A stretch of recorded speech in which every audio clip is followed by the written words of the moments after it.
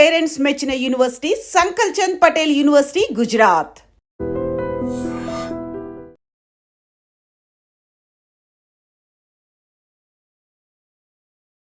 Welcome to iDream Media. So, జనరల్‌గా మనం ఈ మధ్య కాలంలో ఎక్కువగా చూస్తున్నాం ఏంటంటే, యంగ్ ఏజ్‌లో హార్ట్ అటాక్స్. సో, జిమ్ చేస్తూ చనిపోతున్నారు. డాన్స్ చేస్తూ చనిపోతున్నారు. నిన్న మొన్న ఇది షటిల్ ఆడుతూ కూడా చనిపోవడం జరిగింది. ఒక యంగ్ మేల్ 26 ఇయర్స్. ఎందుకు యంగ్‌స్టర్స్‌లో హార్ట్ అటాక్స్ అనేవి వస్తూ ఉన్నాయి? సడెన్‌గా కార్డియాక్ అరెస్ట్ అవ్వడం, చనిపోవడం అనేది ఎందుకు జరుగుతూ ఉంది?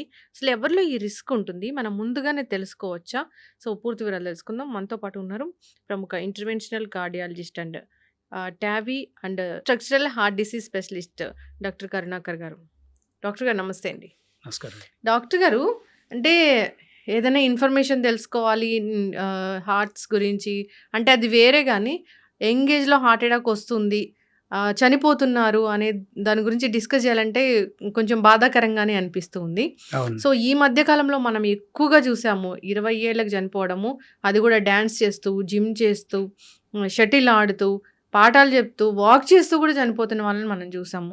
ఎందుకు అవునండి. ఈ మధ్య కాలంలోనే ఈ యంగ్‌స్టర్స్‌లో హార్ట్ అటాక్ అనేది ఎక్కువగా పెరిగిపోయింది? ఈ చనిపోవడం కూడా ఎందుకు జరుగుతూ ఉంది? ముందుగానే తెలుసుకోలేమా? అసలు ఎవరికి ఈ రిస్క్ అనేది ఎక్కువగా ఉంటుంది? ఇప్పుడు వైరల్ అవుతున్న టాపిక్ ఇదండి. హ్మ్.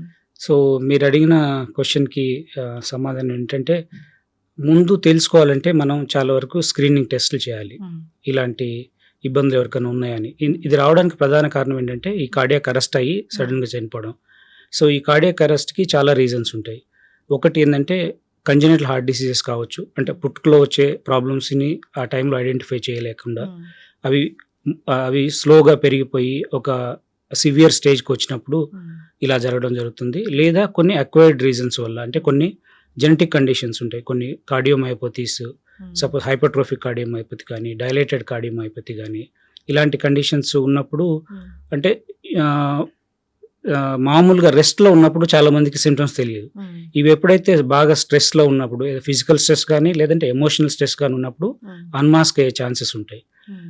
కొన్ని కండిషన్స్‌లో ఏముందంటే ప్రజెంటేషనే సడెన్ కార్డియాక్ డెత్ ఉంటుంది. హ్మ్. సో, ఇలా అలాంటి ప్రాబ్లమ్స్ ఉన్నా, లేదా కొంతమందికి ఇప్పుడు మారుతున్నటువంటి ఈ లైఫ్ స్టైలు, అన్‌హెల్తీ హ్యాబిట్స్, వీటి వల్ల ఏముందంటే ఈ బ్లాకేజెస్ ఏర్పడడం అనేది, రక్తాలలో బ్లాకేజెస్ ఏర్పడడము, హ్మ్. అంటే ఈ హార్ట్ అటాక్‌కి సంబంధించిన ఏదైతే సమస్య ఉంటుందో అది కూడా కొంత ఎర్లీగా స్టార్ట్ అవుతుంది. అంటే మన ఇండియన్ పాపులేషన్‌లో కంపేర్ టు వెస్టర్న్ పాపులేషన్ ఒక 10-15 ఇయర్స్ ఎర్లీగా వస్తుంది మనకు. హ్మ్. అది మన జెనెటిక్ ప్రిడిస్పోజిషన్, అంటే మనకున్నటువంటి జెనెటిక్ ప్రిడిస్పోజిషన్ ఉంది మనకు. అదేవిధంగా రిస్క్ ఫ్యాక్టర్స్ కూడా మనకెక్కువ. హ్మ్. డయాబెటిస్, హైపర్‌టెన్షన్, స్మోకింగ్ ఇవన్నీ మనకెక్కువ. సో, మనం డయాబెటిస్‌లో వన్ ఆఫ్ ద, అంటే చాలా డయాబెటిస్ ఎక్కువున్న కంట్రీస్‌లో మనం కూడా ముందు వరుసలో ఉన్నాం.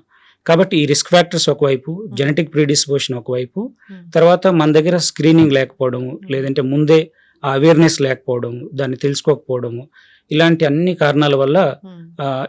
ఈ కండిషన్స్ ఏదైతే ఉన్నాయో మిస్ అయిపోయి, అవి బాగా స్ట్రెస్‌లో ఉన్నప్పుడు, అంటే బాగా ఎయిదర్ శారీరక స్పోర్ట్స్ శ్రమ. యాక్టివిటీ గానీ, లేదంటే ఇటువంటి ఏదైనా కల్చరల్ యాక్టివిటీస్ గానీ, హ్మ్. హై ఇంటెన్సిటీ ఫిజికల్ యాక్టివిటీస్ ఏదైనా చేసినప్పుడు హ్మ్.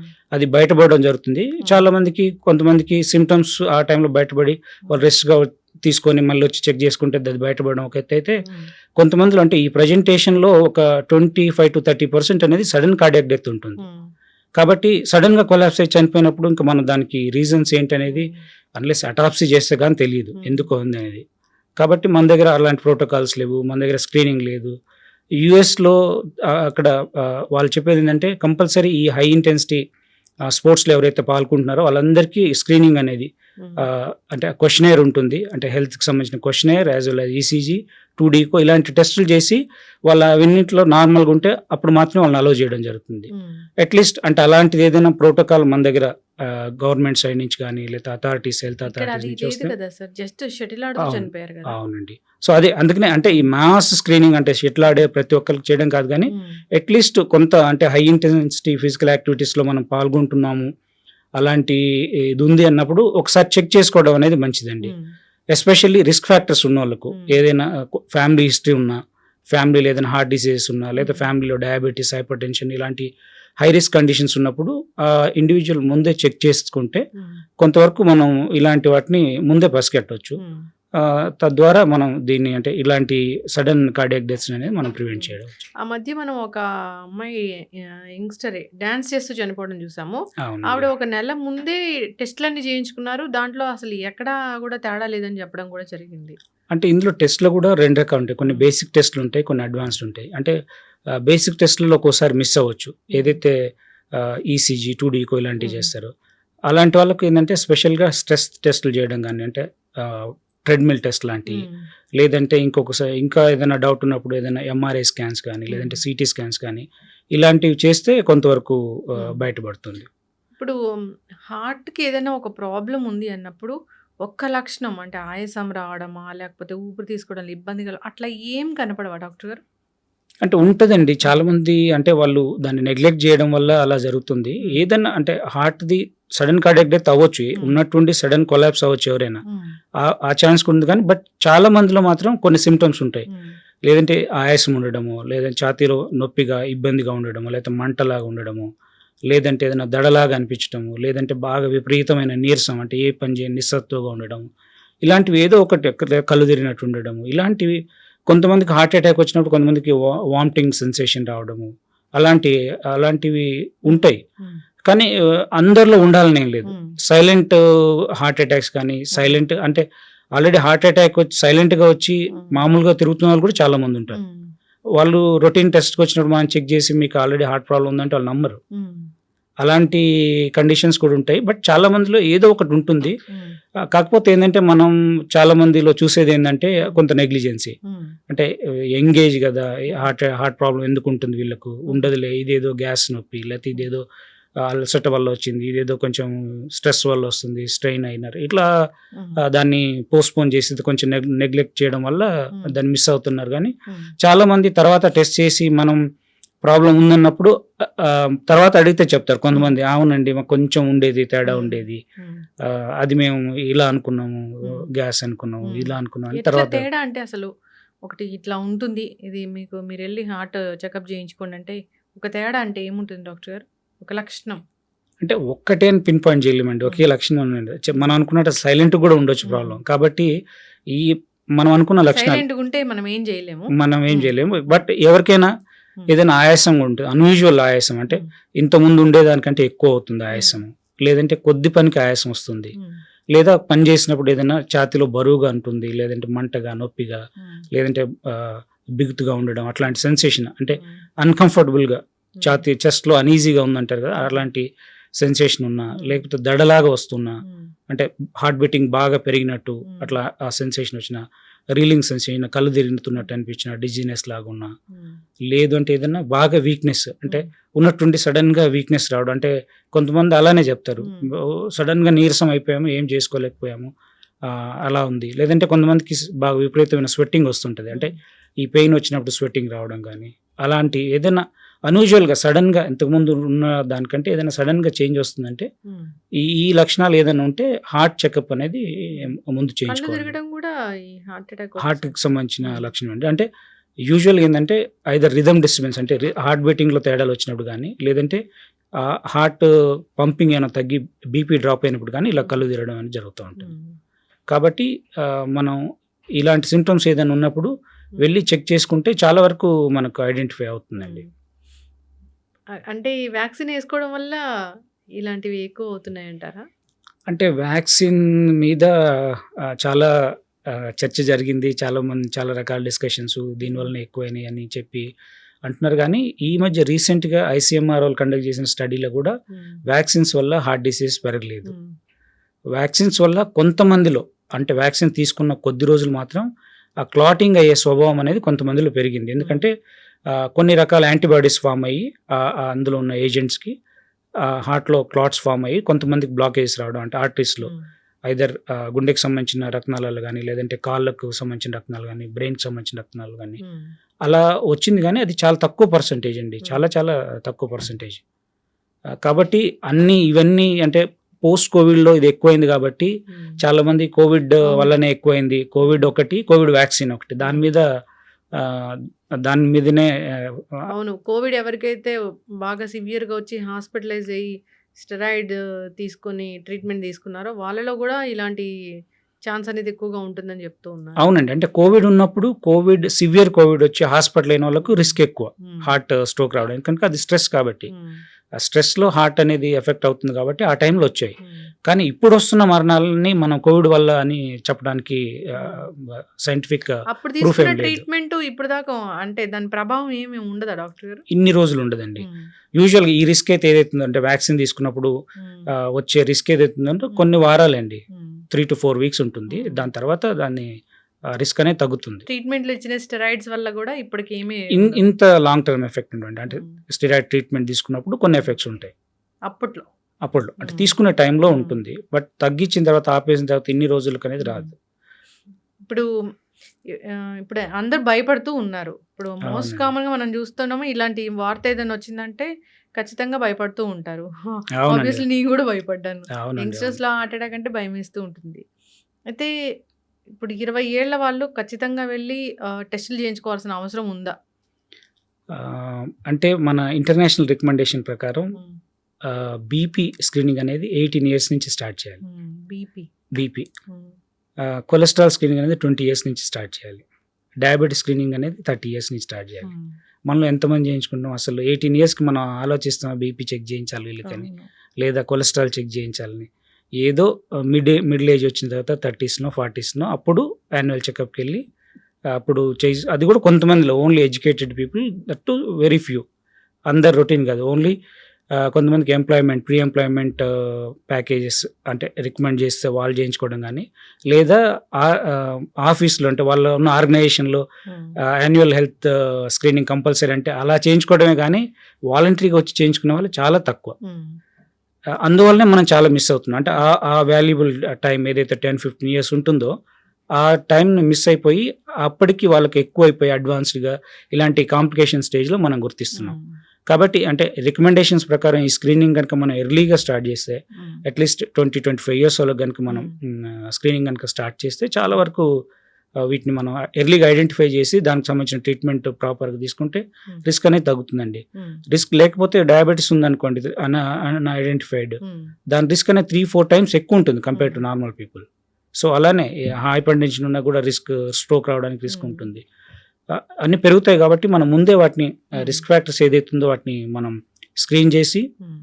దాని ప్రివెంటివ్ మెజర్స్ తీసుకుంటే ఈ కాంప్లికేషన్స్ రాకోకుండా ప్రివెంట్ చేయొచ్చు మనం. ఇప్పుడు భయంతోనెళ్ళి ఈసీజీ తీయించుకుంటారు డాక్టర్ గారు. ఇక్కడ చెస్ట్ పెయిన్ ఏదొచ్చినా అవునండి. గానీ ఈసీజీ తీయించుకుంటారు. ఈసీజీ నార్మల్‌గా ఉంటే గుండె జబ్బు లేనట్లేనా? కాదండి. ఈసీజీ నార్మల్‌గా ఉంటే 100% చెప్పలేం నార్మల్ ఉంది అని. అంటే బేసిక్‌గా అంటే యాజ్ ఎ కార్డియాలజిస్ట్‌గా మేము చూసేది ఏంటంటే పేషెంట్ హిస్టరీ ఎలా ఉంది, అంటే వాళ్ళు చెప్పే సిమ్టమ్స్ ఏమన్నా సింక్ అవుతున్నాయా దీనికి హార్ట్ డిసీజెస్‌కి లేదా దాంతో పాటు ఈసీజీ ఎలా ఉంది. ఒక్కొక్కసారి కొంతమందికి హార్ట్ మనం ఈవెన్ టెస్ట్ చేసినప్పుడు కూడా నార్మల్‌గా ఉంటాయి అన్ని టెస్టులు. ఈసీజీ నార్మల్ ఉంటుంది, 2D నార్మల్ ఉంటుంది. స్ట్రెస్ వాల్యూమ్ కూడా ఒక్కొక్కసారి నార్మల్ రావచ్చు. కానీ కొంతమంది చెప్తూ ఉంటారు నా ఇబ్బంది ఉంటుందండి అని చెప్పి ఏదైనా సిమ్టమ్స్ ఉంటుందని. నిన్ననే యాక్చువల్‌గా నా ఓల్డ్ పేషెంట్ బయట నుంచి వచ్చారు, ఛత్తీస్‌గఢ్ నుంచి, రాయ్‌పూర్ నుంచి. సో 4 ఇయర్స్ బ్యాక్ వాళ్ళకి స్టెంట్ చేసాము. నార్మల్‌గానే ఉన్నారు. అంతా అక్కడే ఫాలో అప్ చేసుకున్నాం. మళ్ళీ ఒక 1-2 టైమ్స్ వచ్చారు. ఇక్కడ రాలేదు. కానీ ఈ మధ్య ఆమెకు మాట్లాడుతుంటే నాకు ఆయాసం వస్తుంది అని చెప్పి వచ్చారు. మాట్లాడుతుంటే కూడా ఇబ్బంది అవుతుంది. 1 మంత్ నుంచి కొంచెం ఏదో తేడాగా ఉందని. ఇటుకి రాగానే మేము అన్ని బేసిక్ టెస్ట్‌లు అన్నీ చేయించాము. అన్నీ నార్మల్ వచ్చాయి. బట్ అయినా కూడా ఈ సిమ్టమ్స్‌కి ఈ టెస్ట్‌లకి అంత కోరిలేట్ అవ్వట్లేదని చెప్పి యాంజియోగ్రామ్ సజెస్ట్ చేశాము. యాంజియోగ్రామ్ చేస్తే చాలా క్రిటికల్ బ్లాక్ ఉంది వేరే దగ్గర. అంటే స్టెంట్స్ పెట్టింది బాగానే ఉన్నాయి, స్టెంట్స్ బాగున్నాయి. వేరే చోట క్రిటికల్ బ్లాక్ అనేది డెవలప్ అయింది. సో ఇలా యాంజియోగ్రామ్ చేసేటప్పుడు ఏమైనా కెమికల్ లాంటిది ఇస్తారా లేదంటే జస్ట్ అంటే కాంట్రాస్ట్ ఏజెంట్ అండి, డై అంటాము. అంటే రేడియోగ్రఫిక్ కాంట్రాస్ట్ అంటే మనం దాని ఎక్స్రే మిషన్లో మనం అది చెక్ చేస్తుంటాం కాబట్టి అది మనకు తెలియడానికి, అంటే ఈ రత్నాలు అనేది ట్యూబ్స్, ఆ ట్యూబ్స్ స్ట్రక్చర్ ఎలా ఉంది, ఏమైనా నేరో అయినాయా లేదా అని తెలుసుకోవడానికి ఇంజెక్షన్ ఇస్తాం. ఆ ఇంజెక్షన్ ద్వారా అదంతా ఫిల్ అవుతుంది. ఎక్కడైతే నేరోగా ఉందో ఆ నేరో పార్ట్లో మనకు నేరోగా కనిపిస్తుంది. ఏం ప్రాబ్లం ఉండదు డాక్టర్? అంటే ఇదేదో డై వెళ్తుంది అట్లా? అవునండి. అంటే డై నార్మల్గా దాంతో వచ్చే ప్రాబ్లమ్స్ ఏంటంటే కొంతమందికి అలర్జీ ఉండొచ్చు, కాంట్రాస్ట్ అలర్జీ అంటాం. అలర్జీ ఉన్న వాళ్ళకి ఎస్పెషల్లీ సీ ఫుడ్ అలర్జీ లేదంటే ఇట్లాంటి అలర్జీ ఉన్న వాళ్ళకు అందులో అయోడినేటెడ్ కాంట్రాస్ట్ కాబట్టి అయోడిన్కి సంబంధించిన అలర్జీ ఎవరికైతే ఉందో అది వాళ్ళకి ఇవ్వకూడదు. ఇంకొకటి ఏంటంటే కొంతమందికి కిడ్నీ ఫంక్షన్ ఏదైనా బోర్డర్ లైన్లో ఉండి కిడ్నీ పేషెంట్స్ అన్న బోర్డర్ లైన్లో ఉన్నప్పుడు ఈ కాంట్రాస్ట్ వల్ల కొంచెం కిడ్నీ క్రియాటిన్ అవి పెరిగే ఛాన్సెస్ ఉంటాయి. కాబట్టి ఈ ప్రికాషన్స్ తీసుకొని నెఫ్రాలజిస్ట్ అడ్వైస్ తీసుకొని ప్రాపర్ హైడ్రేషన్ తర్వాత దానికి సంబంధించిన కొన్ని మెడిసిన్స్ ఉంటాయి అవన్నీ తీసుకుంటూ మనం చేయొచ్చు. అది ఈ అలర్జీ ఉన్న వాళ్ళు కూడా దాన్ని ఐడెంటిఫై ముందే తెలిస్తే దానికి యాంటీ అలర్జిక్ మెడికేషన్స్ ఉంటాయి కొన్ని, ఆ మెడిసిన్స్ ఇచ్చి అవి తగ్గించిన తర్వాత మనం చెక్ చేయొచ్చు. ఇది సిటీ కరోనరీ యాంజియో అంటామా లేకపోతే నార్మల్ యాంజియో? అంటే రెండు ఒకటే అండి, అంటే సిటీ అయినా నార్మల్ యాంజియోగ్రామ్ అయినా సేమ్ కాంట్రాస్ట్ ఇస్తారు కాబట్టి రిస్క్ అనేది సేమ్ ఉంటుంది. అలా ఏదైతే కాంట్రాస్ట్ వచ్చే రిస్క్ ఉంటుందో అలర్జీ కానీ లేదంటే ఈ రీనల్ డిస్ఫంక్షన్ అంటే ఎక్కువ అయ్యే ఛాన్స్ కానీ ఉంటుంది. కాబట్టి రెండింటికి కూడా సేమ్ ప్రికాషన్స్, హైడ్రేషన్ బాగా ఇవ్వడము తర్వాత కొన్ని రకాల మెడిసిన్స్ ఇవ్వడం రాకోకుండా అవి చేసినట్లయితే చాలా వరకు ఈ రిస్క్ అనేది లేకుండా చేయొచ్చు. దాంట్లో అయితే క్లియర్గా తెలుస్తుంది. ఇంకా దాంట్లో క్లియర్గా తెలుస్తుంది అంటే యాంజియోగ్రామ్లో మనకు అంటే అల్టిమేట్గా ఈ టెస్ట్లు మనం ఏదైతే చేయిస్తామో ఈసీజీ 2D కో టీఎంటీ ఇవన్నీ చేయించేది లోపల బ్లాక్స్ ఉన్నాయా లేదా అనేది ఇండైరెక్ట్గా టెస్ట్ చేయడానికి. ఇండైరెక్ట్గా మనకు తెలుస్తుంది వీటిలో వచ్చే చేంజెస్ వల్ల. ఒక్కొక్కసారి మనకి ఇవేమి కోరిలేట్ అవ్వకపోతే డైరెక్ట్ యాంజియోగ్రామ్ కూడా ఒక్కొక్కసారి కొంతమందికి చేస్తే సర్ప్రైజింగ్ కొంతమందికి 50% పీపుల్లో లోపల అడ్వాన్స్ బ్లాక్స్ ఉన్న వాళ్ళు కూడా ఉన్నారు. ఇవన్నీ నార్మల్గా ఉండి లోపల ఎక్కువ బ్లాక్స్ ఉన్న వాళ్ళు కూడా ఉన్నారు. అందుకనే అంటే టోటల్గా మనం పేషెంట్ని స్టడీ చేస్తే తెలుస్తుంది. ఓన్లీ కొంతమంది ఇవాళ రేపట్లో ఇప్పుడు ఈ మీడియా ఇది ఎక్కువైన తర్వాత వాట్సాప్ ఎక్కువ ఓన్లీ రిపోర్ట్స్ పంపిస్తారు, రిపోర్ట్స్ పంపించి ఒపీనియన్ చెప్పమంటారు. సో అలాంటప్పుడు కరెక్ట్ ఒపీనియన్ మేము చెప్పలేము వాళ్ళకు, కరెక్ట్గా అంటే జస్టిఫికేషన్ చేయలేం. అందుకనే ఏదైనా డౌట్ ఉన్నప్పుడు డాక్టర్ దగ్గరికి వెళ్ళి మాట్లాడితే ఇంకా బాగా తెలుస్తుంది. పేషెంట్ మాట్లాడి వాళ్ళ సిమ్టమ్స్ ఎక్స్ప్లెయిన్ చేసినప్పుడు మాకు బాగా అర్థం అవుతుంది ప్రాబ్లం ఉండొచ్చు లేదా ఉండకపోవచ్చు అనేది ఒక ఐడియా వస్తుంది. ఇప్పుడు జనరల్గా చెకప్ చేయించుకుంటాం డాక్టర్ గారు, ఏం లేదని తెలుస్తుంది, మళ్ళీ ఎన్నాళ్ళకి చెకప్ చేయించుకోవాల్సిన అవసరం ఉంటుంది? అది కూడా depending on the risk factors అండి. అంటే ఇప్పుడు మా ఫ్యామిలీలో రిస్క్ ఎక్కువ ఉంది లేదంటే రిస్క్ ఫ్యాక్టర్స్ ఉన్నాయి ఆ పర్టికులర్ పర్సన్కి అన్నారనుకోండి, అట్లీస్ట్ 6 months to 1 year మళ్ళీ చెక్ చేయించుకోవాలి. ఏది రిస్క్ ఫ్యాక్టర్స్ లేవు, మనం చాలా ఎంగేజ్లో చేస్తున్నాం 20 yearsకి 25 years చేస్తున్నాం అనుకోండి, వాళ్ళలో ఫస్ట్ చేసిన సెట్ ఆఫ్ ఇన్వెస్టిగేషన్స్ నార్మల్గా ఉంటే నెక్స్ట్ 4-5 years తర్వాత చేయించుకోవచ్చు. Okay, yes. అయితే ఇప్పుడు ఈ ఎంగేజ్లో హార్ట్ అటాక్ రాకుండా ఉండాలంటే ఏమైనా జాగ్రత్తలు ఉన్నాయా? జనరల్ ప్రివెంటివ్ మెజర్స్ అండి, హెల్దీ లైఫ్ స్టైల్ అంటే మనం తీసుకునే డైట్లో ఈ మధ్య సాచురేటెడ్ ఫ్యాట్స్, ట్రాన్స్ ఫ్యాట్స్ తర్వాత ఈ ఫాస్ట్ ఫుడ్స్ తీసుకోవడం ఇవన్నీ ఎక్కువైపోయినాయి. సో అవన్నీ తగ్గించి మన ఏదైతే మన యాన్సెస్టర్స్ తీసుకునే వాళ్ళు simple diet, mostly boiled, cooked, steamed అలాంటి తీసుకుంటే ఇవి రాకుండా ఉంటుంది. అంటే డైట్ కూడా డైట్లో ఉన్నటువంటి ఆ ప్రపోర్షన్సే, అంటే కార్బోహైడ్రేట్స్ మనం ఎంత తీసుకుంటాము, ఫ్యాట్స్ ఎంత తీసుకుంటాము, ప్రోటీన్స్ ఎంత తీసుకున్నాం, ఇవన్నీ బ్యాలెన్స్ చేసుకొని తీసుకున్నట్టయితే చాలా వరకు ఇది రాదు. తర్వాత దాంతోపాటు లైఫ్ స్టైల్ మనం చూస్తున్నాం ఇప్పుడు ఎవరంతా అందరు చాలామంది ఎక్కువ అర్బన్ పీపుల్ అంతా సెడెంటరీ అవుతున్నారు. అంటే ఆఫీస్కి వెళ్ళడము రావడము రెస్ట్ తీసుకోవడం ఇంతవరకు, కానీ యాక్టివిటీ చేయడం అనేది అంటే ఫిజికల్ యాక్టివిటీ అనేది చాలా తగ్గిపోయింది. సో ఫిజికల్ యాక్టివిటీ చేయడము, తర్వాత proper sleep, at least 7 to 8 hours sleep ఉండడము, ఇలాంటివన్నీ మనం ఫాలో చేస్తే చాలా వరకు ఇలాంటివి రాకుండా ప్రివెంట్ చేయొచ్చు అండి. డాక్టర్ గారు, అయితే ఉమెన్ సేఫా ఈ కార్డియాక్ ఇష్యూస్ రాకుండా? ఉమెన్ అంటే మేము కార్డియాలజీ అనుకున్న జనరల్ ఇదేంటంటే women are blessed with hormones, they are blessed by the god with the hormones అని.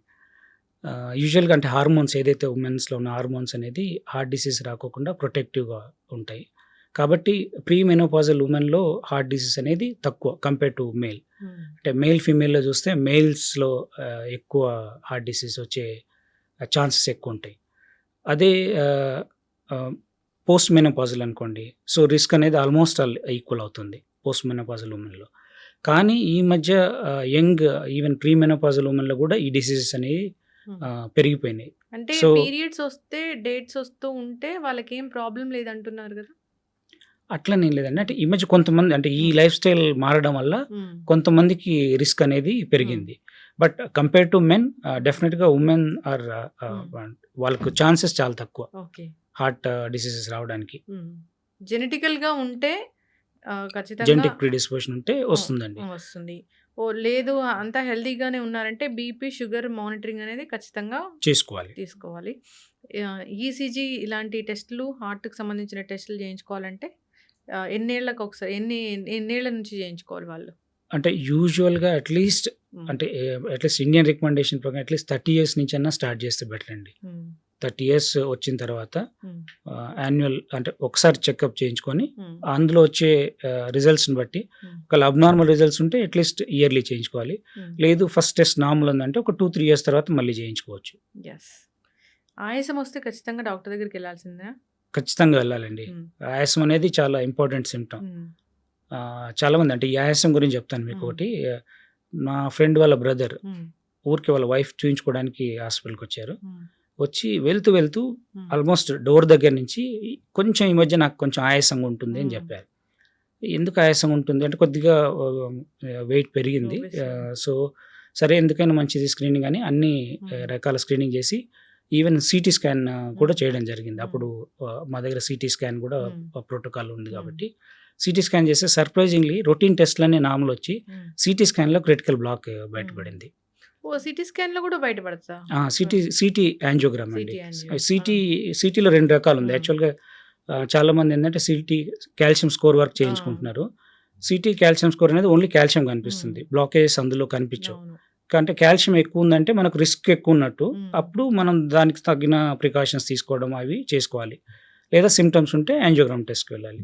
ఒక్కొక్కసారి కొంతమందికి సిటీ యాంజియోగ్రామ్ అనే టెస్ట్ కూడా ఉంది, అవైలబుల్ ఉంది. అంటే డైలమా ఉండి ఇట్లా డౌట్ఫుల్గా ఉన్నప్పుడు సిటీ యాంజియోగ్రామ్ చేస్తే కొంతమందికి సర్ప్రైజింగ్లీ కొంతమందికి ఈ బ్లాక్స్ అనేది బయటపడుతుంది. యంగ్ ఏజ్లో కూడా చాలా మందికి బయటపడుతున్నాయండి. సో అలా బయటపడినప్పుడు దానికి సంబంధించిన మళ్ళీ యాంజియోగ్రామ్ టెస్ట్ చేసి కన్ఫర్మ్ చేసుకొని బ్లాక్స్ని క్లియర్ చేయడం జరుగుతూ ఉంటుంది. అయితే డాక్టర్ గారు ఇప్పుడు ఏదో ఒక ఇంజెక్షన్ వచ్చింది హార్ట్ అటాక్ రాకుండా అని ఆ మధ్య విన్నాము, అదేంటండి అసలు? అది అంటే అది హార్ట్ అటాక్ రాకుండా ప్రివెంట్ చేసే ఇంజెక్షన్ కాదండి, ఇది కొలెస్ట్రాల్ కంట్రోల్ చేసే ఇంజెక్షన్. దాన్ని కొంచెం అలా హైప్ చేసి పబ్లిసిటీ చేశారు. అది అంటే బేసిక్ ఏంటంటే ఇంతకుముందు కూడా మనకు మెడిసిన్స్ ఉన్నాయి. ఏదైతే కొలెస్ట్రాల్ ఎక్కువ ఉన్నా లేదంటే డయాబెటీస్ ఉన్న వాళ్ళకి, బీపీ ఉన్న వాళ్ళకి స్టాటిన్స్ అని మనం మెడిసిన్స్ ఇస్తాం. కొలెస్ట్రాల్ని కంట్రోల్ చేసే మెడిసిన్, అంటే ఎస్పెషల్లీ బ్యాడ్ కొలెస్ట్రాల్ని తగ్గించడానికి. సో ఆ మెడిసిన్స్ అనేది దానివల్ల కొంతమందిలో సైడ్ ఎఫెక్ట్స్ రావడం కానీ, అంటే కొంతమందికి బాడీ పెయిన్స్ వస్తుంది, విపరీతమైన బాడీ పెయిన్స్ అవి వేసుకున్న తర్వాత అలా సైడ్ ఎఫెక్ట్స్ ఉన్నా, లేదా కొంతమందికి లివర్ ఎంజైమ్స్ అనేది ఎలివేట్ అవుతాయి దానివల్ల సైడ్ ఎఫెక్ట్, లేదా అలాంటి లివర్ ఇబ్బందులు ఏదైనా వచ్చినా, లేదా కొంతమందికి ఆ టార్గెట్స్ అనేది అచీవ్ అవ్వవు. కొంతమందికి అంటే ఎల్డిఎల్ కొలెస్ట్రాల్ ఈ రేంజ్లో ఉండాలి అనేది రికమెండేషన్ ఉంటే ఆ రేంజ్ వరకు రారు, ఈవెన్ హై డోసెస్ తీసుకున్నా. అలాంటి వాళ్ళకు మళ్ళీ ఈ రికరెన్స్ వచ్చే ఛాన్సెస్ ఎక్కువ ఉంటాయి కాబట్టి దానికి కొత్తగా లేటెస్ట్గా అడ్వాన్స్గా ఇంజెక్షన్స్ కనుక్కున్నారు. ఈ మన ఎవలోక్యుమాబ్, అలోరిక్యుమాబ్, తర్వాత ఇది మన కొత్తగా ఈ ఇంక్లిసిరాన్ అనేది ఇంజెక్షన్. సో ఇవి కనుక్కున్నారు. ఈ ఇంజెక్షన్స్ వల్ల ఏంటంటే కొలెస్ట్రాల్ కంట్రోల్ అనేది చాలా ర్యాపిడ్గా, చాలా అంటే టార్గెట్స్ అనేది బాగా వస్తున్నాయి, చాలా తగ్గిపోతుంది. సో దానివల్ల ఈ రిస్క్ అనేది తగ్గుతుంది కాబట్టి అది కొంతమందికి రికమెండ్ చేస్తాం. సో దాన్నే చాలామంది ఇది హార్ట్ అటాక్ ప్రివెంట్ చేసే మెడిసిన్ అని, లేదంటే ఇది అంటే ఇంకా సంజీవిని అని కొన్ని పేపర్స్లో అలా రాయడం జరిగింది. బేసిక్ ఏంటంటే ఇది కొలెస్ట్రాల్ మెడిసిన్, యాంటీ ఈ కొలెస్ట్రాల్ పెరగకోకుండా వాడే ఇంజెక్షన్ అని. రాకుండా జాగ్రత్తలు చెప్పారు. సరే అట్లా ఏదైనా క్రౌడెడ్ ప్లేసెస్లో లేదంటే నార్మల్గా కుప్పకూలి పడిపోయారు అనుకోండి, ఎవరైనా అలా పడిపోయారు మన కళ్ళ ముందు అన్నప్పుడు అసలు ఏం చేయాలి డాక్టర్ గారు? అంటే ఫస్ట్ అంటే అట్లా సడన్గా కొలాప్స్ అయినప్పుడు మనం వాళ్ళ పల్స్ చెక్ చేయాలండి.